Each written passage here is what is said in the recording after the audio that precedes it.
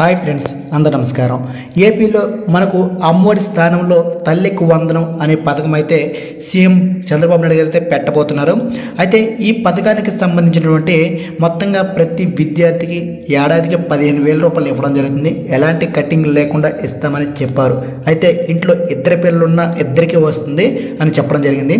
అయితే ఈ పథకానికి సంబంధించినటువంటి విధి విధానాలు ఏంటి, గైడ్లైన్స్ ఏంటి, రూల్స్ ఎలా ఉన్నాయి, ఎప్పుడు స్టార్ట్ చేయబోతున్నారు, పూర్తి వివరాలు ఈ వీడియోలో చూద్దాం. ఫస్ట్ టైం కనుక మన ఛానల్ చూస్తే ఛానల్ని ఇప్పుడే సబ్స్క్రైబ్ చేయండి, సపోర్ట్ చేయండి. ఇంకా పూర్తి వివరాలు క్లుప్తంగా తెలియాలనుకుంటే వాట్సాప్ గ్రూప్ ఛానల్ క్రియేట్ చేయడం ఈ వీడియో కింద డిస్క్రిప్షన్లో మీరు జాయిన్ అయ్యి పూర్తి వివరాలు తెలుసుకోవచ్చు. కూటమి పథకాల వివరాలు చూస్తే మొత్తంగా 6 పథకాలు ఉన్నాయి. యువతకు 20 లక్షల ఉపాధి అవకాశాలు, నిరుద్యోగ భృతి 3,000. ఇకపోతే ప్రతి స్కూల్కి వెళ్ళే విద్యార్థికి తల్లికి వందనం పేరిట 15,000 రూపాయలు ఇవ్వడం జరుగుతుంది. ప్రతి రైతుకు సంవత్సరానికి 20,000 రూపాయలు.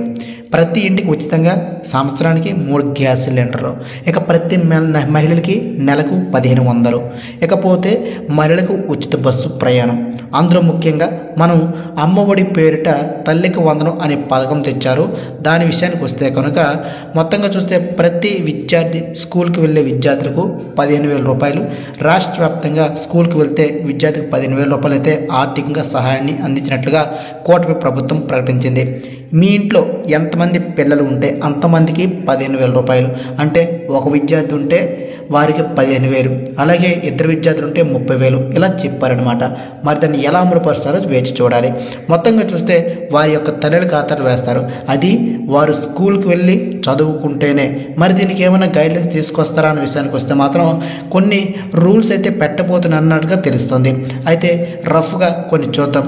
మొదటిగా చూస్తే ప్రతి ఒక్క విద్యార్థి తల్లిదండ్రులు అనేవి వారు సంవత్సరానికి ఒక ఆర్థిక ఆదాయం అనేది కలిగి ఉండాలి. అంటే ఉదాహరణగా చూస్తే సంవత్సరానికి ప్రభుత్వం ఒక 80,000 నుంచి 90,000 లోపు ఉన్న వారికి ఇస్తారేమో చూడాలి. అంటే మీ ఇంట్లో గవర్నమెంట్ పెన్షన్ తీసుకున్న వారు ఉండకూడదు. అలాగే మీ ఇంట్లో 4-వీలర్ ఏవైతే ఉందో అలాంటివి ఉండకూడదు.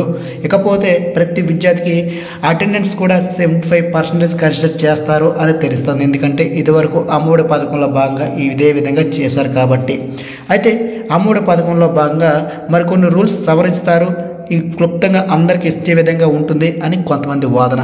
మరి చూద్దాము. తల్లికి వందనం పేరిట ఈ పథకానికి సంబంధించినటువంటి నిధులు ఎప్పుడు విడుదల చేస్తారో చాలామంది అడుగుతూ ఉన్నారు.